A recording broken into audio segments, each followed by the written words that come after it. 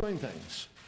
But we need... Could wait. Joining me now with reaction, author of New York Times bestseller, now out in paperback, Mugged, my good friend Ann Coulter. You know, by the way, look, what do you think of Kerry? And as you're saying this, I want you to look. We're going to put up pictures of Kerry with his buddy Assad and Pelosi with Assad. Right. What do you make of what he's saying versus what Obama's saying? We got to act now. We don't have to act now. We need Congress to approve. We don't need Congress to approve. Well, it's whether we act now or later, both of them acting like this is a crime against God and man that cannot go unanswered. Assad using chemical weapons against a few hundred of his people when they're the ones, as you point out, who ferociously opposed the war in Iraq. Saddam Hussein, on a single day, gassed 5,000 Kurds, his own people.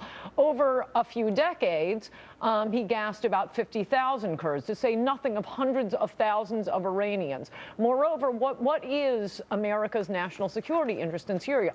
In the case of Iraq, Saddam Hussein had attempted to assassinate a former president of the United States. He had given shelter to a terrorist, one of the bombers of the 1993 bombing of the World Trade Center. And yet that was a war they opposed. That was a war that ended up killing a lot of Iraqis, or rather al-Qaeda in Iraq, and the head of al-Qaeda in Iraq. Here, there's a good chance, as you and Senator Paul were talking about, that this is going to give al-Qaeda the upper hand here. I would also add that we had gone through a decade of UN resolutions, absolute proof that Saddam Hussein had used mustard gas, sarin gas, VX gas against his own people, more than 10 times, 50 times more than Assad has used. What is our proof here, by the way? They won't really tell us. Well, and by the way, speaking of this, the BBC did publish a photo, and we'll show it to you. And it's hard to watch for those of you at home. Rows of dead children saying this was the Syrian chemical gas attack. Nope. One little problem. That was actually from Iraq. Those are the Kurds in the north. And they were gassed, yes, but by Saddam Hussein. The war the Democrats opposed. Mistake. Right, but they wanted to keep the great statesman Saddam Hussein in power, like Jay Rockefeller, who said we would be better off keeping Saddam Hussein in power.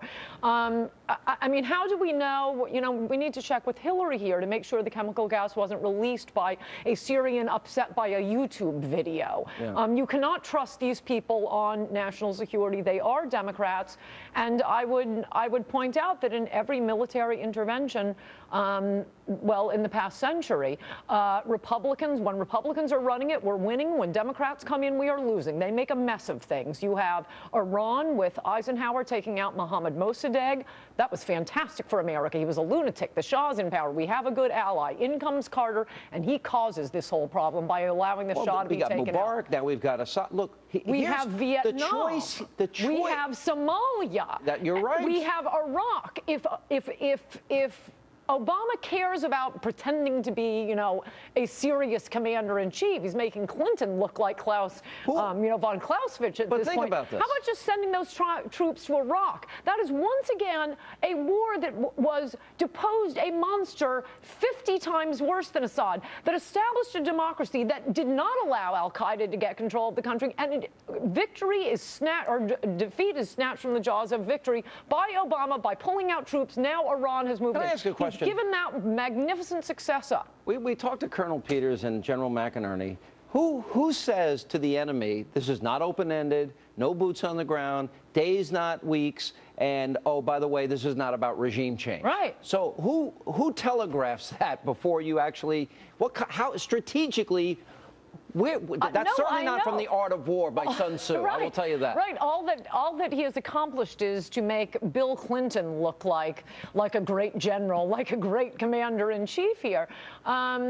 No, I long for the days that America was allegedly hated by the rest of the world as opposed to the rest of the world's laughing stock. What do you think Putin thinks of this guy? And what is going to happen if Syria retaliates? Have they even thought about this? The Wall Street Journal is saying to those that were asking for authorization for use of force, which, by the way, is a constitutional principle, we won't argue it, but here's what I want to say. Well, I want to come back to that. Okay, because if we really care about peace and stability in the Middle East, and we're worried about a broader war and about mass death on a scale of millions potentially, then we really care about military action and intervention. I say go after Iran's nuclear facilities. We're now told they're a year away from getting them.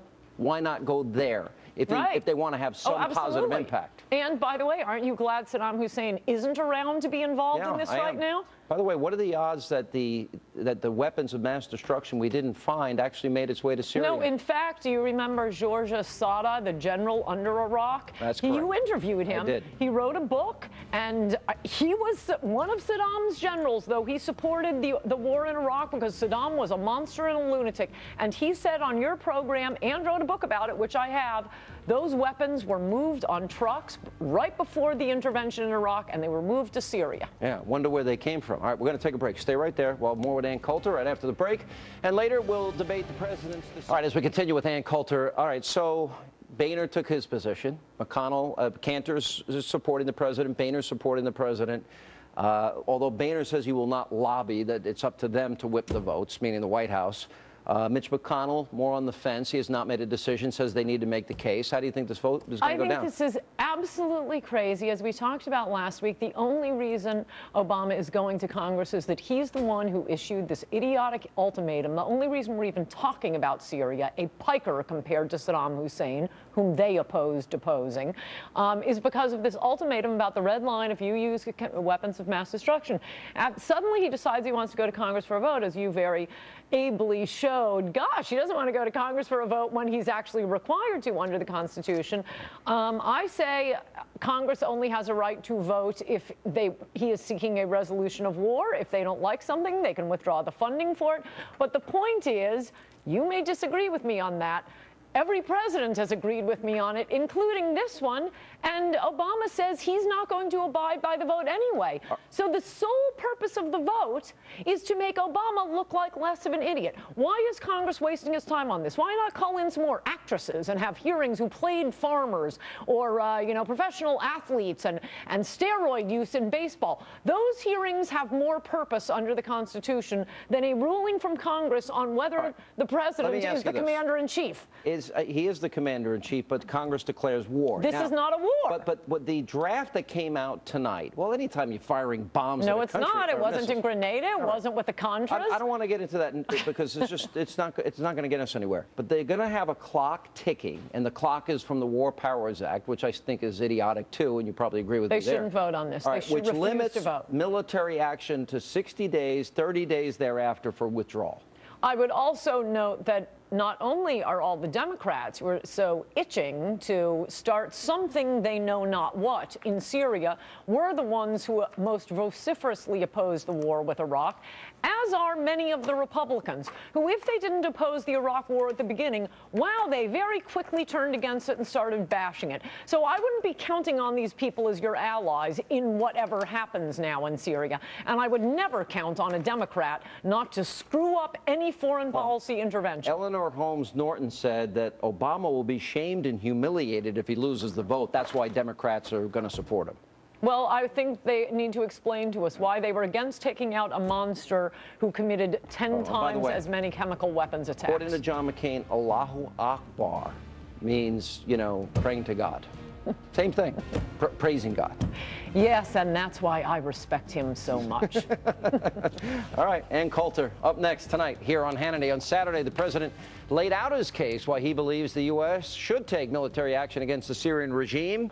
Now, just mere minutes later, he thought it was appropriate to play some golf. We'll debate his decision, and Stuart Barney